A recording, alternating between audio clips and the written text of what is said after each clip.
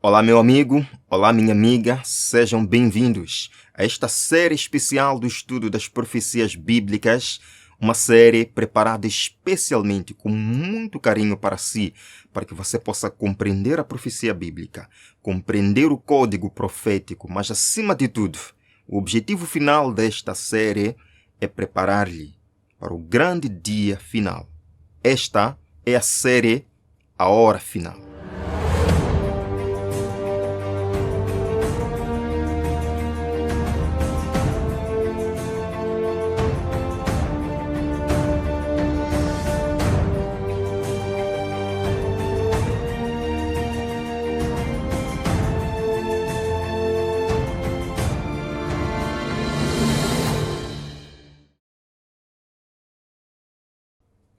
Eu tenho certeza que você está acompanhando esta série, porque bem no fundo do seu coração anseia conhecer a verdade. No mundo de hoje, em que as pessoas dizem que não existe mais verdade, que a verdade é relativa, que cada grupo, cada pessoa faz a sua própria verdade, a palavra de Deus nos apresenta uma verdade inquestionável, uma verdade absoluta, e a verdade está na profecia bíblica. Queridos, eu vou me apresentar, eu chamo-me Onésimo. Não sou pastor, sou apenas um leigo evangelista, apaixonado pelo evangelismo, apaixonado pela profecia bíblica. Eu estou aqui durante estes 21 temas para estudar com você, para ajudá-lo a entender a profecia e estar preparado para o fim. E o nosso primeiro tema vai falar sobre o mundo com fome e com sede. O nosso mundo está com fome, o nosso mundo está com sede, mas não é fome de pão e nem sede de água, mas de ouvir a palavra de Deus. Ora, quantas vezes nós temos visto filmes sendo lançados falando sobre datas do fim do mundo? Diziam que 2012 seria a data para o fim do mundo e hoje estamos em 2025. Disseram que em 2020 seria a data para o fim do mundo, mas isto não aconteceu. Vejam que o mundo está ansioso, o mundo está muito preocupado com a questão do tempo do fim. As pessoas buscam saber por meio de novelas e filmes. A própria Hollywood, a Netflix, descobriu um grande mercado. As pessoas buscam saber mais sobre o tempo do fim. Realmente o mundo está com fome, está com sede em buscar entender sobre estas coisas. Mas deixe-me dizer, amigo, que todas estas séries, todos estes filmes só buscam, na verdade, aprofundar os temores que as pessoas têm em relação ao tempo do fim.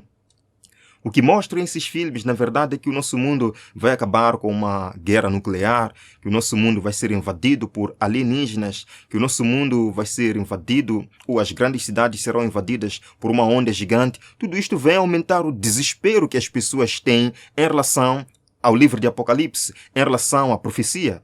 Mas deixe-me dizer que a profecia não é assustadora.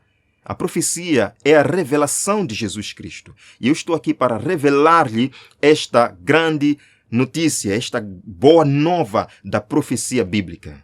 Queridos, a Bíblia contém segredos. Daniel e Apocalipse contêm segredos importantes para o tempo em que estamos vivendo. Quer você compreender isto? Quer você estar preparado para os eventos finais? Eu convido. Venha comigo neste estudo, que vai ser muito especial. Nós vamos convidar aqui a presença do Senhor em oração para que Ele nos ajude, sim, a compreender estas lições importantes. Senhor, obrigado por ter nos dado a oportunidade de iniciar esta série. Pedimos, Senhor, o Teu Santo Espírito nos ajudando a compreender estas verdades profundas, que não só saiamos com conhecimento, mas com vontade e força para colocar em prática, pois bem-aventurado é aquele que faz isso. Esteja conosco, Senhor, até o fim deste estudo. Em nome de Jesus. Amém. Amém. Só para vocês terem um vislumbre do que nós iremos tratar ao longo destes 21 temas. Nós iremos falar sobre a grande profecia de Daniel capítulo 2, a grande estátua que nos é apresentada em Daniel capítulo 2 e o que tudo isto significa. Nós falaremos sobre Daniel capítulo 7, Apocalipse capítulo 12, uma mulher montada num dragão, uma mulher vestida de sol. Veremos tudo isto em detalhes, não percam. Falaremos sobre os 7 selos do Apocalipse, as grandes visões de João na ilha de Patmos. Falaremos sobre, enfim, as 7 trombetas, as 7 igrejas. Mas, acima de tudo, como eu disse no começo, o objetivo final desta série é ajudá-lo a ter um encontro com o Senhor. É ajudá-lo a ver os eventos na perspectiva correta. É ajudá-lo a obter esperança por meio da profecia bíblica. Queridos, a profecia bíblica não é um conto de fadas. Não. É a mais pura verdade. A maior verdade. E muito do que foi escrito na profecia está acontecendo hoje diante dos nossos olhos. De fato, falou Pedro na sua segunda carta, capítulo 1, verso 19. Vejam só. Temos assim tanto mais confirmada a palavra profética, e fazeis bem em atendê-la, como a uma candeia que brilha em lugar tenebroso, até que o dia clareie e a estrela da alva nasça em vosso coração. Queridos, a profecia é luz para o nosso caminho. A profecia é luz, mostrando-nos o que vai acontecer no final. Não estaremos em trevas. Não, a profecia não é um conto de fadas, como diz aqui. Temos mais confirmada, tanto mais confirmada a palavra profética. Paulo também, escrevendo aos Tessalonicenses, capítulo 5, verso 20, ele diz: não desprezeis as profecias. Sabem por quê? Porque existem muitas pessoas que desprezam as profecias. Há pessoas que dizem, não, isso não me interessa. Isso era para o tempo de João. Isto era para o tempo de Daniel. Isto não faz nenhum sentido na minha vida. Eu preciso apenas ler o livro de Gênesis, ler o livro de Mateus. Queridos, todos os livros da Bíblia são inspirados por Deus. E todos eles têm algo a nos ensinar. E muito mais a profecia. Ela nos situa, ela nos prepara para o tempo que vem. Jesus, quando esteve com os seus discípulos, deixou um conselho. Avisando os seus discípulos de eventos futuros, Jesus falou, vejam só, em Mateus 24, verso 15, quando, pois, virdes o abominável da desolação, de que falou o profeta Daniel no lugar santo, quem lê, entenda. Jesus aqui está chamando a atenção dos seus discípulos para o livro de Daniel, para a profecia de Daniel. E aqueles que seguiram o conselho de Cristo, aqueles que estudaram a profecia bíblica, se prepararam e não pereceram quando a cidade de Jerusalém foi destruída. Então é importante nós estudarmos a palavra de Deus, é importante estudarmos a profecia bíblica.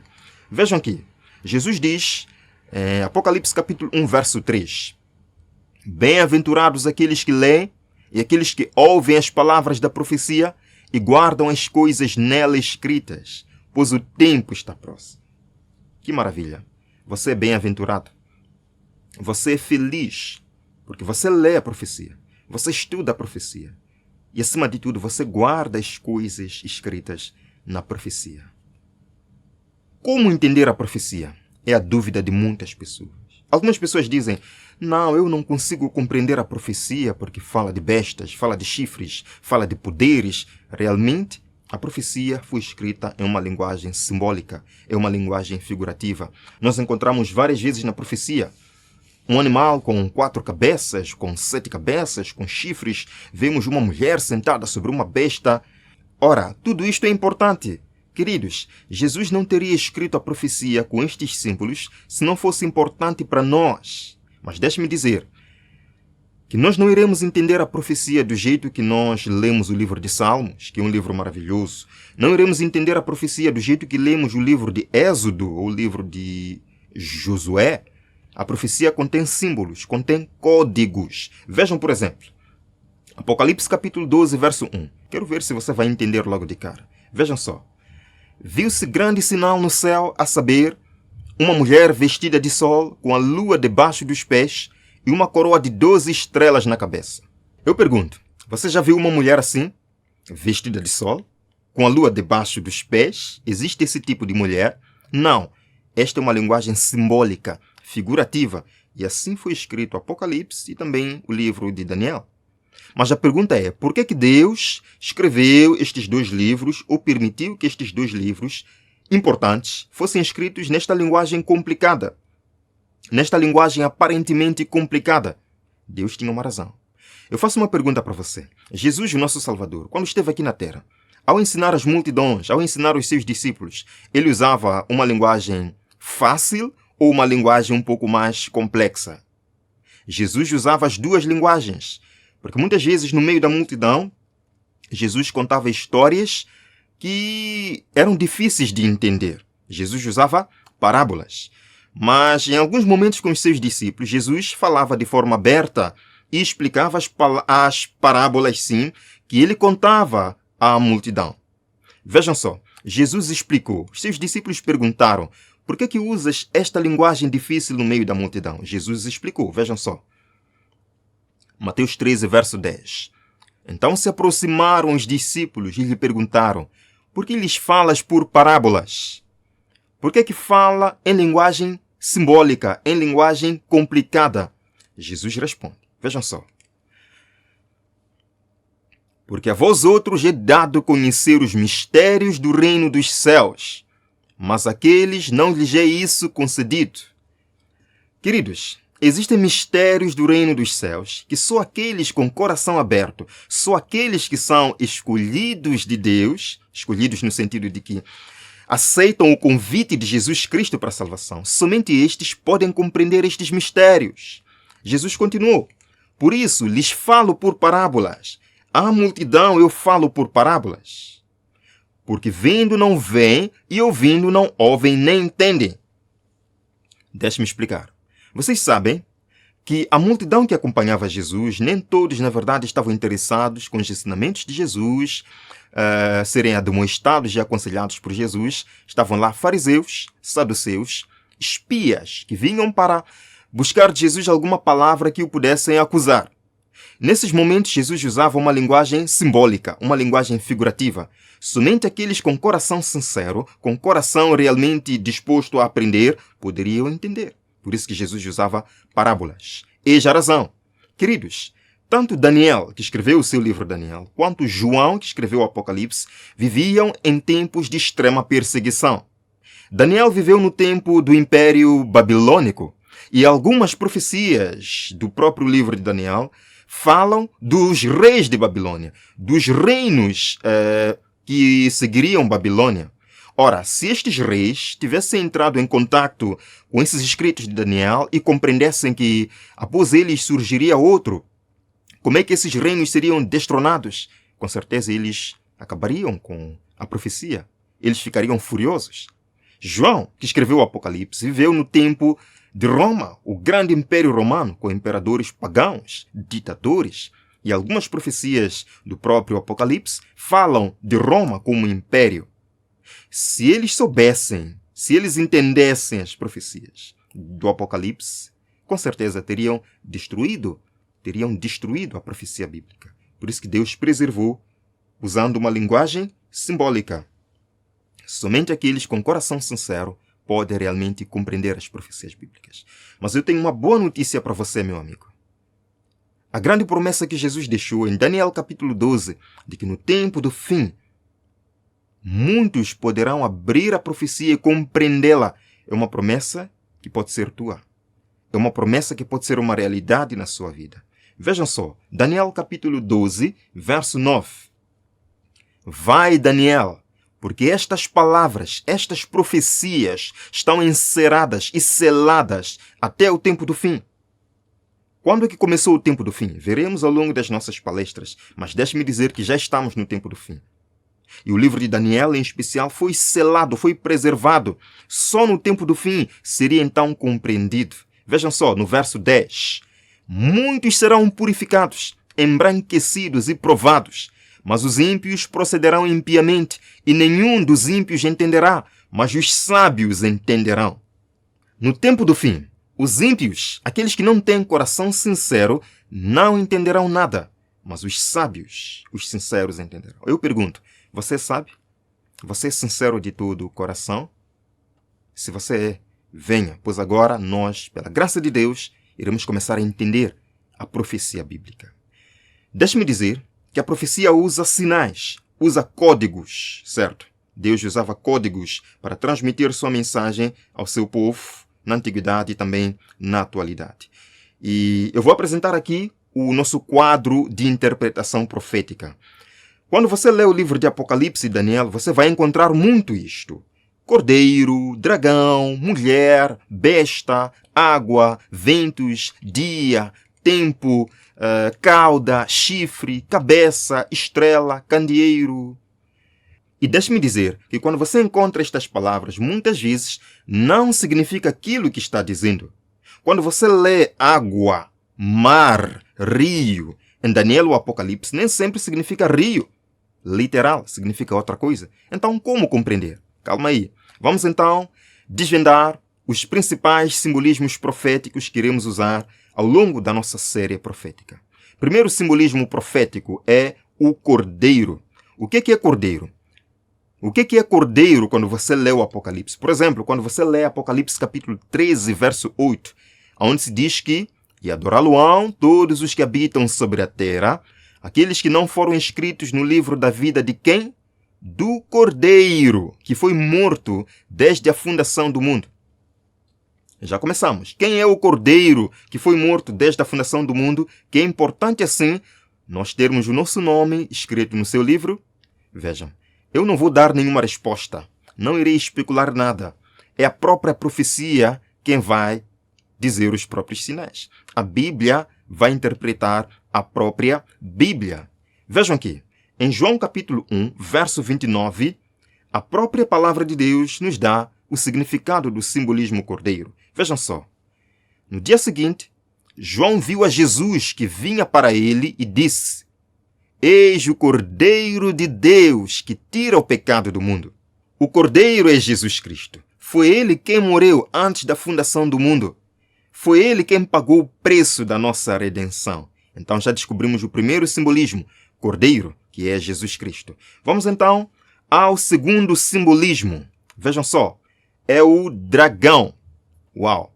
Muitas vezes no Apocalipse nós encontramos dragão.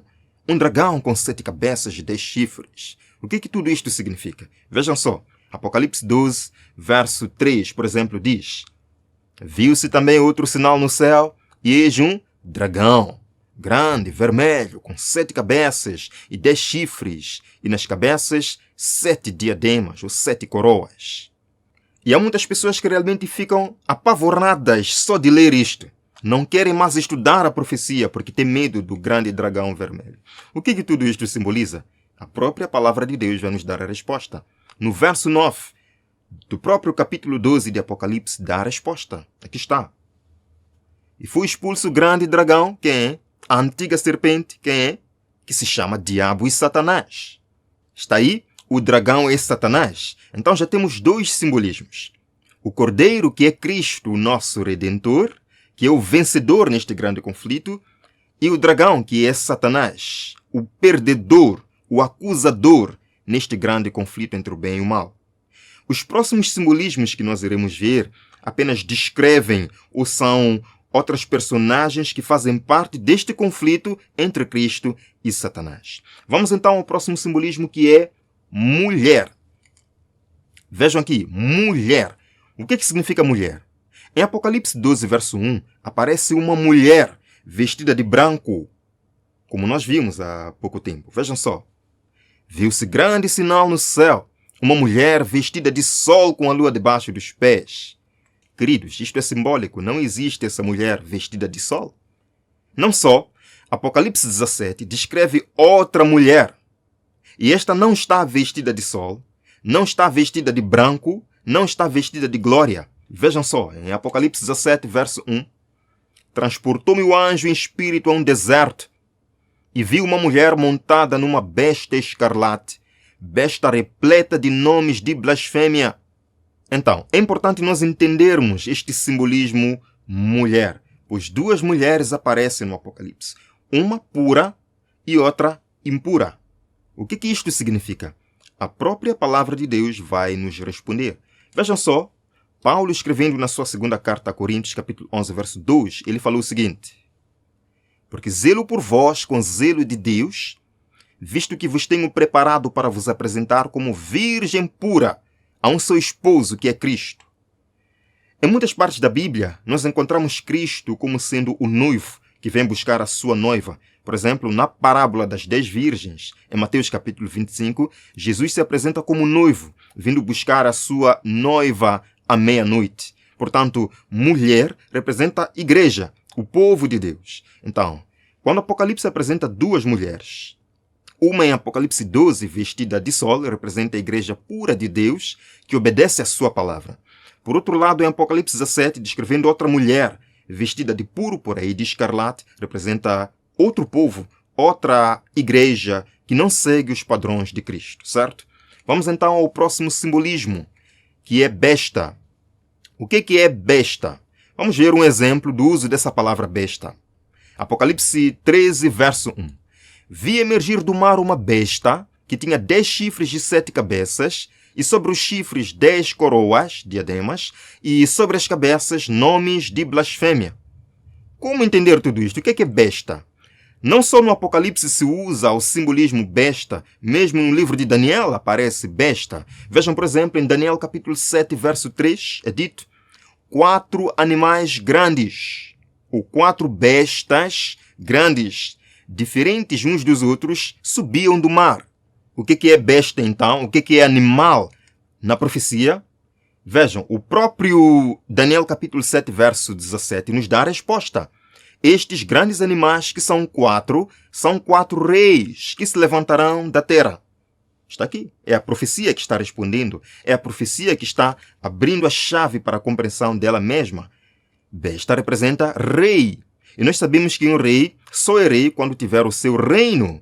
A propósito, o verso 23 nos diz: o quarto animal ou a quarta besta será um quarto reino na terra, o qual será diferente de todos os reinos. Certo, besta representa rei ou reino. Amigos, não teremos tempo para ler todos os versos aqui explicando cada simbolismo. Nós vamos deixar aqui o nosso quadro de interpretação profética. Na primeira coluna, vocês encontram o símbolo cordeiro, na segunda coluna, o significado, e na terceira coluna, o texto, onde vocês vão comprovar que é este o significado. Nós já vimos que cordeiro representa Jesus Cristo, de acordo com João 1, verso 29. O dragão representa Satanás, de acordo com esse verso. A mulher representa igreja. Besta ou animal representa rei ou reino. Água representa povos e nações. De acordo com Apocalipse 17, verso 15, água, mar, rio, tudo que é água representa povos e nações, multidões.